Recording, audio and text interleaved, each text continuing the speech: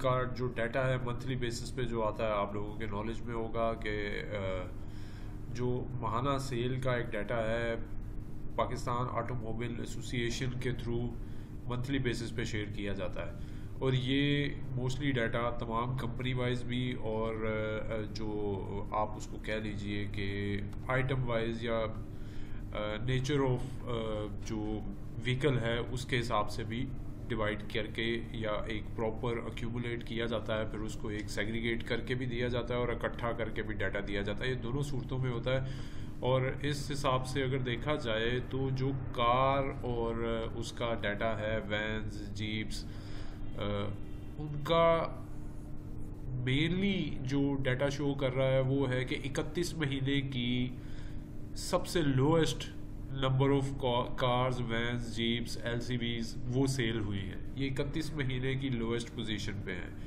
और इसके बाद इसमें trucks buses tractors two wheelers three wheelers और टोटल जो है अगर देखा जाए इसमें मेनली जो इंक्रीज़ हुआ है ट्रैक्टर्स की सेल में बहुत रीज़नेबल इजाफा हुआ है, बसेस की सेल में इजाफा हुआ है, ट्रक्स की सेल में इजाफा हुआ है, थ्री व्हीलर्स की सेल में इजाफा हुआ है मंथली बेसिस पे, मंथ ऑन मंथ बेसिस पे। लेकिन अगर ईयर ऑन ईयर बेसिस पे देखा जाए तो आपके जो टोटल डाटा शो कर रहा है तमाम चीज़ों की सेल तकरीबन 20% कम हुई है। और अगर सिर्फ कार्स एलसीवीज वैन्स और जीप्स की सेल्स की बात की जाए तो पिछले साल जनवरी के मुकाबले में इस साल जनवरी में 47% डिक्रीज़ हुई है सेल। ये ओवरऑल डाटा है।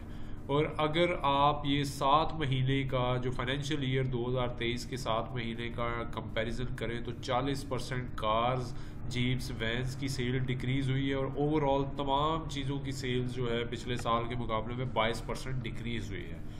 और अगर आप ये डाटा अब फर्दर कंपनी वाइज देखें, इसको रिव्यू करें तो जो इंडस है 26% मंथ ऑन मंथ बेसिस पे इंक्रीज़ हुई है। लेकिन हमें मेरे ख्याल में ईयर ऑन ईयर और 7 मंथ अक्यूमुलेटेड अगर देखें तो उसी को ही प्रेफर करना चाहिए। इंडस मोटर 47% सेल डिक्रीज़ हुई है, सुजुकी मोटर 67%, होंडा कार 33%, लेकिन साजियो की 3533% इंक्रीज़ हुई है सेल।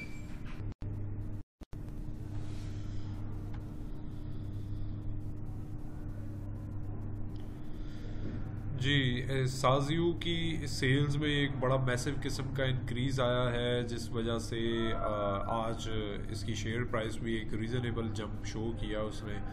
ओवरऑल पिछले साल के मुकाबले में इसकी सेल में को तकरीबन 1566% इंक्रीज़ हुआ है।